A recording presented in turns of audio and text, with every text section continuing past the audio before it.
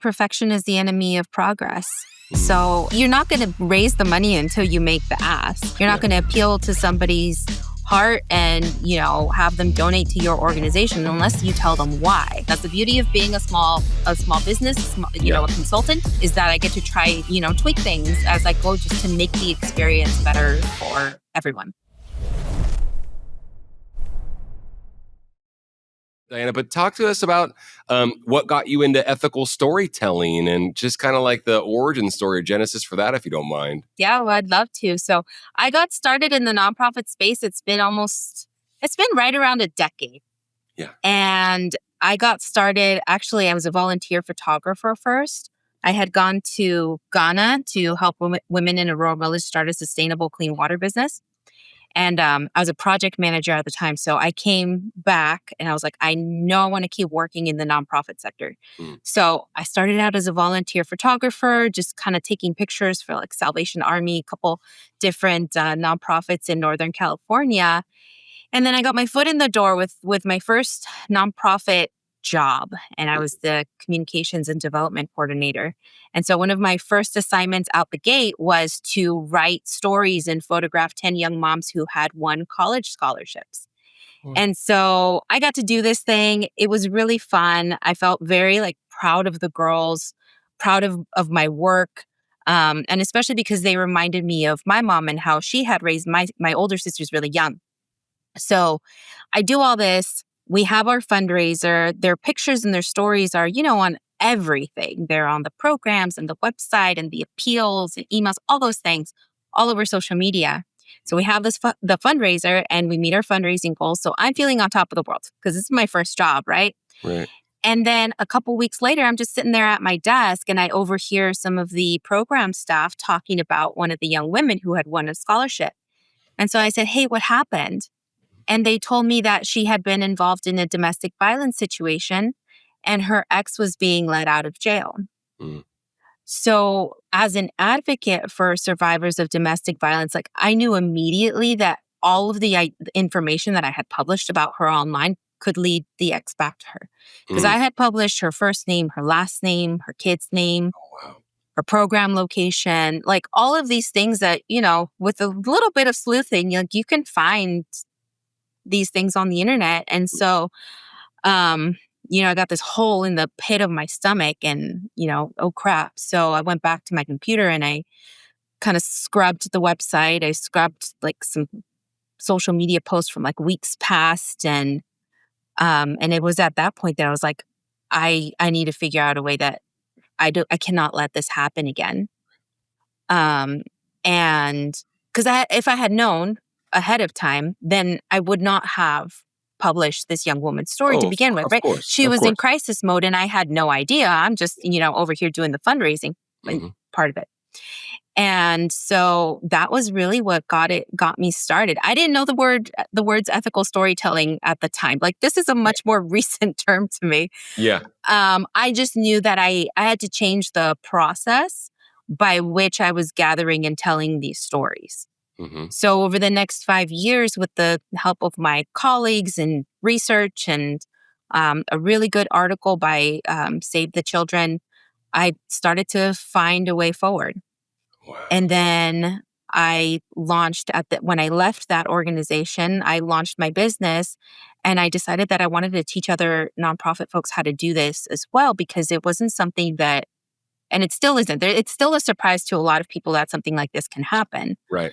And so, I've made it my mission to talk about it and to share the process that I developed over those years, and so that people have a place to start with. And that's the EquiStory framework. I love it. I love it.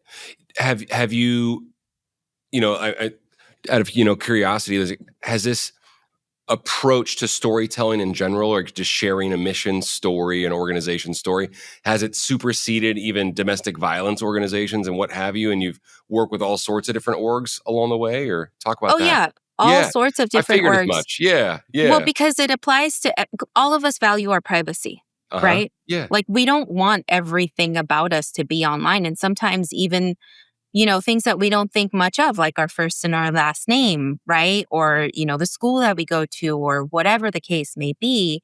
We don't know anyone's background off the bat. So even for nonprofits that are working with folks who, may not be in such crisis mode as like being in a domestic violence situation, Mhm. but they are using somebody's personal life and story and details to raise money for their organizations. Mhm. Anything can happen. So there's got to be a process around it, some guardrails to like take care of those people, not just their private information, but also just the way that they are being represented online and that their communities are being represented online so that they are not represented as, victims or tragedies or being needy, but as folks who are in charge of their trajectory and taking advantage of the resources that they have available to them in partnership with their organizations that they're working Totally. Yeah, I kind of figured I knew the answer to that question before I asked it. I just wanted to clarify. with. Well, because it's not. I don't think it's a. I mean, I'm saying this with all due respect. It seems very buzzworthy that so many folks are talking about how you tell your organization's story in a general sense, Mhm. just for how it's perceived by prospective givers. And the public in general, and how important it is to tell the story the right way, the effective way. Can we get into the weeds like a little bit, Diana? Like just Absolutely. brevity of message, just making it very, very clear the work that you do, where the money goes, things like that, just to get folks in the fold, but to keep them in the fold and keep them giving and supporting. Talk Right. about like what you're Well, doing with folks and what you've learned there too. here's the thing. I think there's a lot out there as far as is concerned that is very focused on the donor and making sure that they hear the right story at the right time, with the right language to get them to give to the organization, the mission. But what I think is forgot along the way is what about the clients, right? Yes, they are receiving services, but no one is thinking about what about the relationship that the nonprofit has with that client. Mm-hmm. And a story gone wrong, when like what I did, completely ruins that relationship and ruins the nonprofit's reputation in the community, right? Because what is that person going to go and tell them? Oh, you really shouldn't trust them. Um, and so that this is the other side of the coin. It's to say, even when you're doing it this way, it's not going to have an effect on your revenue streams. You're still telling stories that speak to your mission and the work that you're doing. You're just doing so in a way that honors and respects people's privacy and dignity as Absolutely. well, right? Totally. Yeah, I get it loud and clear. I think it's super important. I don't hear people having this conversation very often, as a matter of fact. So I'm just glad that Right. we are. Yeah, Right. Exactly. absolutely. Um, Another thing I hear as well is that you want to be focused, like you said, guidelines and what have you. But I also find like a lot of organizations that are telling their story, they feel like they have to be perfect. Do you come Mm-hmm. across that? You know what I mean? Like fundraising is not perfect. You don't have to be I'm injecting my opinions, but like you don't have to be perfect. Of course, you have to be very careful how you tell the story, but talk about the importance of just making sure the story gets out there in general, and the fact that you got to start somewhere. You don't have You to be perfect. It's better to be. We have a famous line from a friend that's come on the pod where he says, "Be clear over clever." Yes, But absolutely. so often we paint ourselves as fundraisers into corners where we feel like we have to be perfect as well. Talk about like that balance, if you don't mind. Yeah, perfection is the enemy of progress. Mm, So you're not gonna raise the money until you make the ask. You're not yeah. gonna appeal to somebody's heart and, have them donate to your organization unless you tell them why. And you Yeah. got to do it on a regular basis, right? So to me, it was always about having a very consistent storytelling cadence, one that, Mhm. as a team of two in development of communications, we had to manage that. So, I got very good at working with my program staff and making sure everybody knew who was up to bat when it came time to tell a story every month, right? So I was running 12 stories every year. And with just those 12 stories, we were set for all of the fundraising campaigns that we had to use. We were set for all of the grant reports that we had to submit. We were set for the annual report, right? Like we had plenty of stories and content to be able to use Mhm. because we had a regular rhythm and a Yeah. regular process of doing it. And so I'd say, start there. Start with like once a month.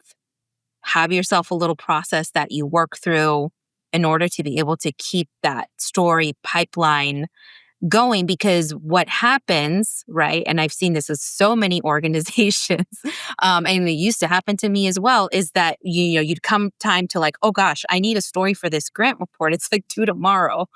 And then you're scrambling because you're like, oh, we need this story, we need that story. And you're just trying to meet a deadline. And so you end up skipping a lot of the steps that you need to take to be an ethical storyteller, right? To take your time with the client, to make sure that they have a chance to approve, to make sure that you are, giving them space, like holding space for them to share their story, right? That their background ahead of time. Like this is all part of the equal story process. So, but if you're in a rush and trying to meet a deadline, it's very easy to skip those steps in order to meet that deadline. And that's why, having systems and processes in place, like, for fundraising, for marketing is so important for any nonprofit. Mm-hmm. You said a cadence, and you said 12, and you said small teams, and our audience, like, it's average is like 2.5 people, and you're wearing 14 different hats, especially if you're development and you're a event fundraiser and what have you. Our audience in particular, you mentioned 12, so it's like one newsletter via email a month is a great place to start to kind of like get you off the couch, so to speak. Yes, to get you off the couch, absolutely. Yeah. Working your way up to having one email a week minimum. Okay. Yeah. Right? Like, cool. But you start with one. You start with a monthly newsletter. You pick a date, and then you've got like 4 weeks to build up your process, right? You start to get faster at it. Everybody starts to know what to expect. You start to be able to do it faster. The other thing is you can reuse a lot of the stories that you're producing, right? That's what I always used to do. I would tell my clients when I would interview them, hey, the plan is to use this for a year. And if at any point in this next year you don't want to continue to be featured, then just, here's my contact information, let me know. Right. And so that's how we did it. That year came up and I wouldn't just stop using it. I would go back to that client and say, hey, let's do an update. Let's do an update story. Let's see like where you are now. And so we would refresh their story and go for another year. Right. So it's not like you're starting over every 12 months. You just find a way to kind of like refresh that story, that content. Yeah. That's like the content matrix or like the content deck. Yeah, it's pretty normal, right? To do it that way. Exactly. And now with, now using AI, now you have even more of, a resource and a tool to be able to help you kind of build those systems, to be able to have a library of content that you can pull from for these things, right? Absolutely. Like one of my favorite things to do is to like build a project knowledge base in what, my AI software, and to say, hey, I have an upcoming appeal. Like I want to focus on 3 rotating stories. Like let's pull this out from like the last 12 months. Yep. Right. And it's always great to like recheck in with the client if you're going to do some major campaign, or if you're doing something very different. Like let's say, I don't know, you're going to start billboarding or something like that, then you definitely want to go back to the client. And if that wasn't clear at the beginning, to ask for their permission to be able to use their story in a different way. Love it. Yeah.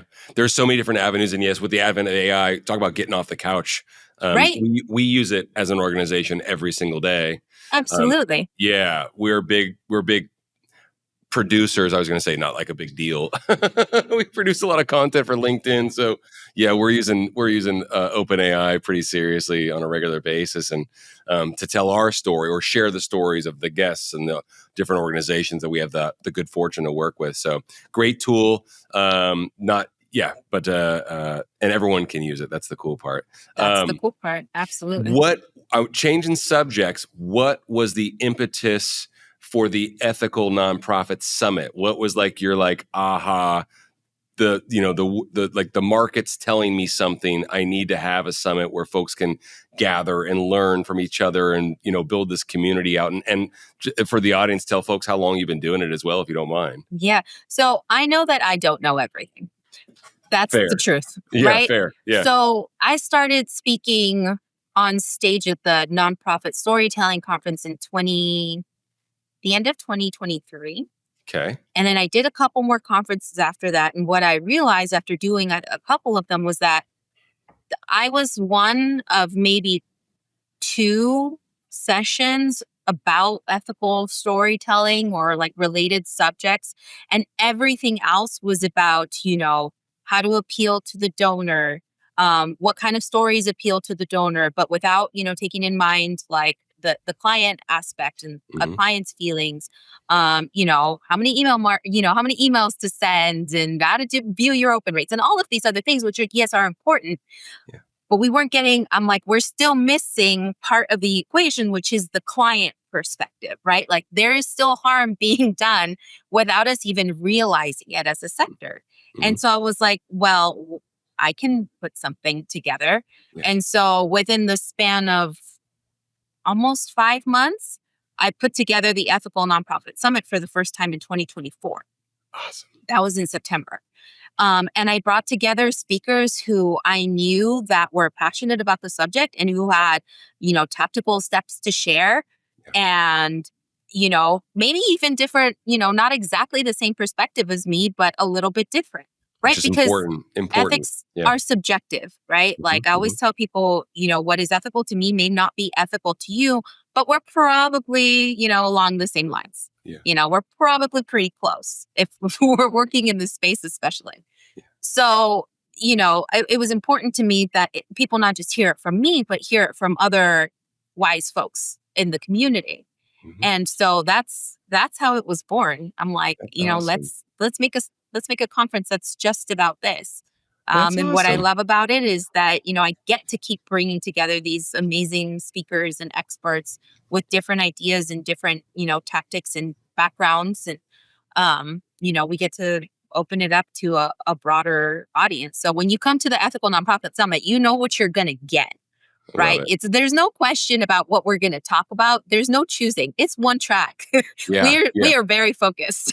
I love it. I love it. And so you just had your second one then this Yes. last June. Okay, cool. Is it going Yeah. to be like an annual thing It's or? an annual thing. Yeah. Yeah. Okay, cool. It's an Far annual out. thing. So the wait list for 2026 is open right now. Just gathering people, getting them excited, and we're going to announce the dates in the next couple of months, Okay, cool. Awesome. for next year. So I'm Awesome. very excited because we're going to do things every year. It's a little bit different. That's the beauty of being a small business, Yeah, a consultant, is that I get to try, tweak things as I go just to make the experience better for everyone.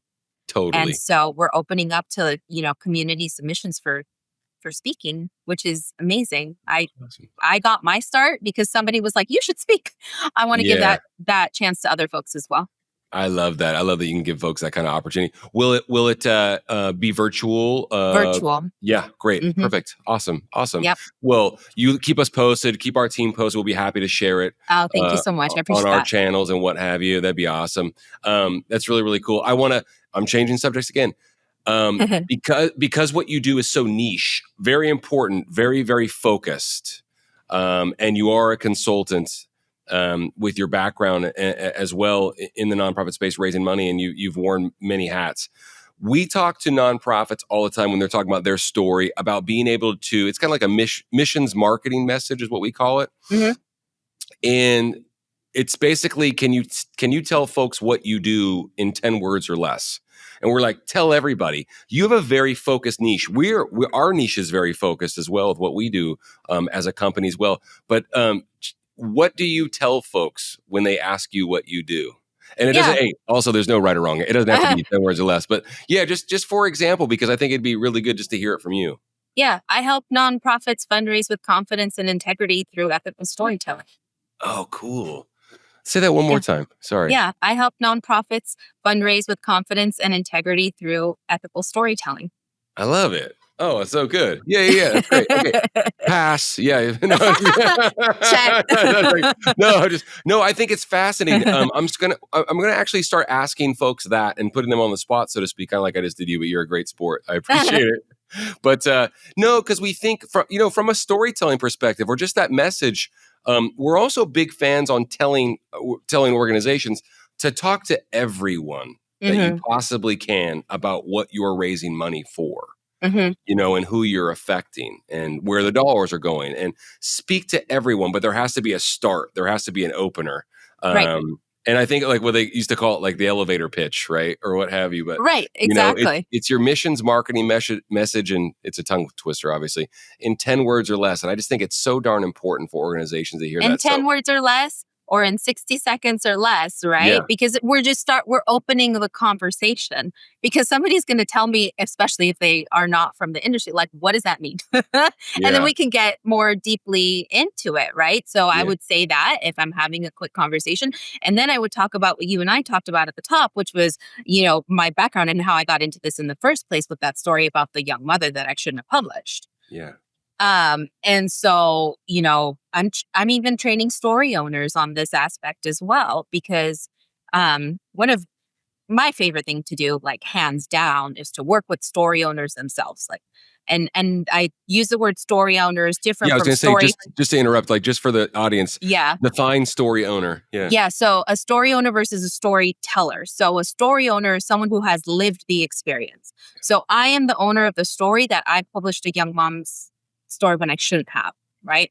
Versus a storyteller might be you talking to a colleague about, Diana told me the story about da da da da da. Yeah. Storytellers. So most nonprofits, if you're in development, if you're the ED, you are probably the storyteller, unless you have you have lived experience related to your mission and you're telling your own story. Then you are considered a story owner, right? We're Yeah. all story owners. It just depends on Yeah. whether we're telling them publicly or not. Yeah. And so that's the differentiator. So I tend to use the word story owner and client interchangeably, Yeah. right?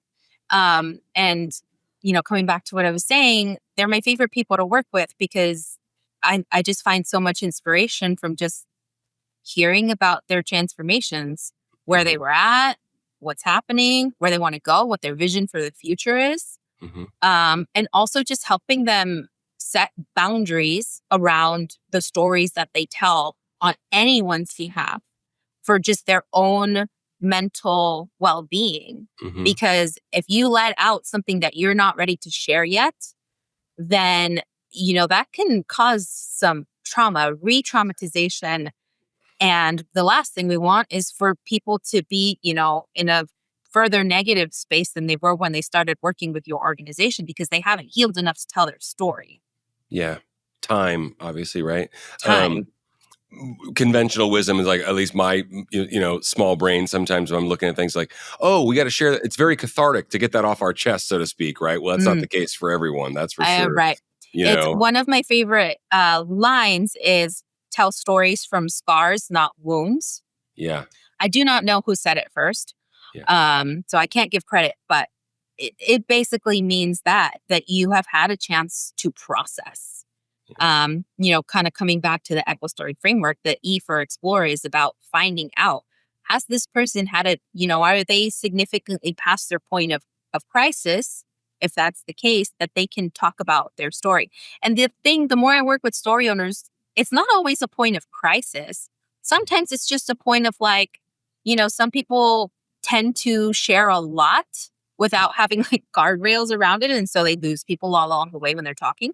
Yeah. And some people have been through crisis situations that, they may not want to share everything about, or they may want to condense it down to a way that they can talk about it without kind of triggering any negative feelings.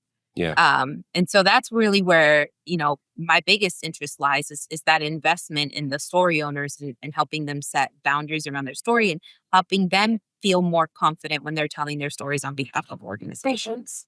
Gotcha. Who puts you in contact with most of these story owners? Do they find you, or the organizations? The Just so I can understand the organizations mechanic. tend to find me. I figured. Yeah. Okay. And then they Mhm. introduce you to the story owners. And Usually then, they're working with like a student advisory yeah. board, or a community advisory board, right? These are all folks that are speaking on behalf of the nonprofit because they are the ones with the lived experience. Wow. And so when they have that, they tend to want training for them so that they are feeling more confident. And the bonus is that, they're also very in control over their narrative. Mm-hmm. Um, So cool. right? And then Yeah. that's a lifelong skill as well, Mm-hmm. to be able to set boundaries and control your narrative, and just have the ownership of saying, you know what, I don't want to talk about that, and I do want to talk about that. Because that's the feedback that I get from story owners a lot is, I didn't know I could say no to that. Oh, gotcha. Yeah. Yeah, Yeah. They almost feel like they're obligated. exactly. And that's what we want to avoid. Interesting. Yeah. Wow.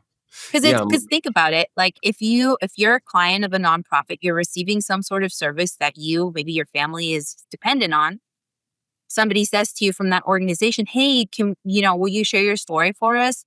What's Mhm, going to go through their mind? It could be like, oh shoot, if I don't say yes, are they going to stop giving me services? mhm, So they might say yes out of obligation, or you can even get the opposite. To your point earlier, somebody who's like eagerly says yes mhm, and then overshares mhm. something that they're not ready to share and ends up kind of like, suffering some psychological Interesting. distress. Yeah. Yeah. Wow. Yeah, it's very niche. It's very fascinating. I think it's cool.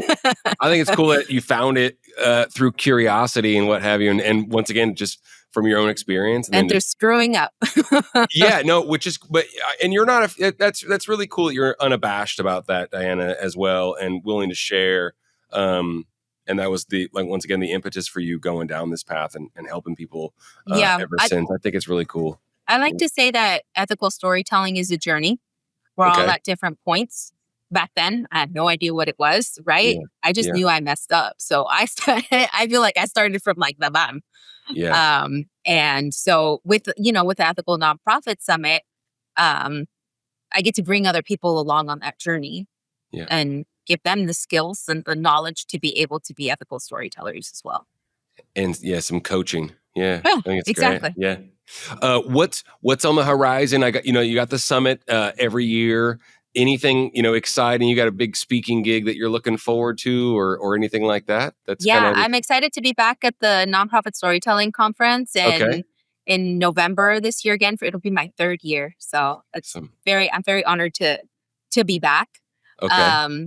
And I'm very honored to be here today. So Oh, thank you very much. Yeah, I I'm just appreciate going to it. continue to work with organizations who want to work on their storytelling processes, right? Yeah, And build the guardrails in place through the EquiStory framework. I'm going to continue to work with story owners and helping them set their boundaries and tell their stories clearly in a way that is, where they are holding on to their power, yeah. and just prepping for the summit in 2026. Awesome, awesome. Uh, Tell folks the easiest way where they can find you, whether that be your website, LinkedIn, if you want them to message you directly or what have you. Just kind of put your business in the street if you don't mind, as far as the easiest way for folks to find you Oh, and yeah, the Ethical absolutely. Nonprofit Summit and all that. Yeah. So if you go to abramarketing.com, that's HABRA marketing.com, you're going to find all of what I do. You can sign up for my newsletter there. You can download the EquiStory framework so you can give it a read. And, I'm always on the other side of my emails. So you email me back, I'm going to answer you. And sometimes I'll send you a video too when you sign up. And you can find me on LinkedIn. So I'm at Diana Farias Heinrich. So I like to hang out there, and I like to hang out in my DMs on LinkedIn. So We hang out in LinkedIn. I'm so grateful for LinkedIn.